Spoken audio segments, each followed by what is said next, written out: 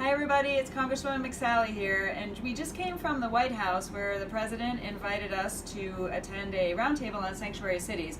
I was the only representative from Arizona in the House. We had some senators, the Attorney General, Secretary of Homeland Security, and some representatives from law enforcement around the country. And I want to introduce to you Mendoza. She was there representing the victim's family and really the only one from Arizona speaking for those around the country. Marianne, can you just tell people a little bit of your story? Sure. Brandon was a Mesa, Arizona police officer, and he was killed on May 12, 2014 on his way home.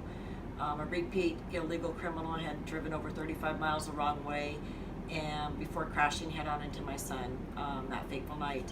He had been committed of crimes up in Colorado, had not shown up for his original court date, was roaming the country back and forth over the border, was apprehended in 2002 at the border, taken back to Colorado to face his charges, and was shown leniency and released back out onto our streets, and ultimately killed my son.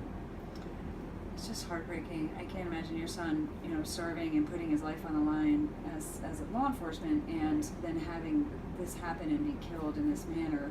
It just shows, as heart-wrenching as it is, you being a voice of the victims out there and these dangerous policies that we're seeing in cities around the country, and now an entire state to the west of us in California, calling themselves a sanctuary state, intending and sounding like that's for law-abiding people, but in reality they're a safe harbor for criminals and those that are being let out of jail, being let back on the streets, and then in a situation that are hurting and killing people like your son. Well, and the citizens of California too, they're overtaxed, they're overburdened, there's so many of them that are homeless, and their property taxes are going so high to support all of these illegal alien programs that they have. The funds that they use to protect them, the attorney fees and legal fees and whatnot, and they're moving out of California. So if this is an indication of what will happen to every state who becomes a sanctuary state, America needs to wake up and make sure that their elected officials don't allow this to happen. Exactly. And look, the bottom line is that this is a federal responsibility to keep us safe, and immigration law is very clear in the Constitution and in the law. This is a federal responsibility. And so laws like California, they're not just impacting those in California. They're impacting those of us in other states and around the country. You see some of the elements of the MS-13 gangs or the opioid crisis. In one way or another, these types of dangerous policies are impacting communities across the country. So we talked today about, again, the President has been leading on this issue. He is committed to continue to crack down on these sanctuary cities. They've put out some orders. Unfortunately, the courts have held some of them up.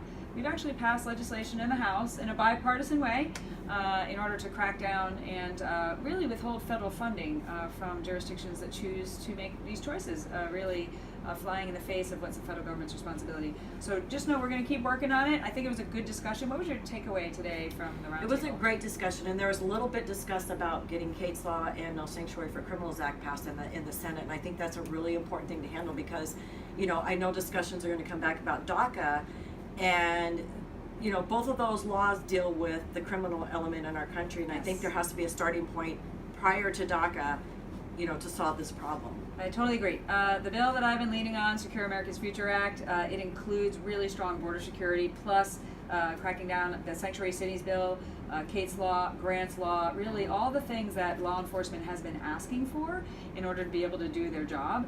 And it's gaining some strong traction in the House, and we're going to keep working on it until we can get it out of the House with a positive vote.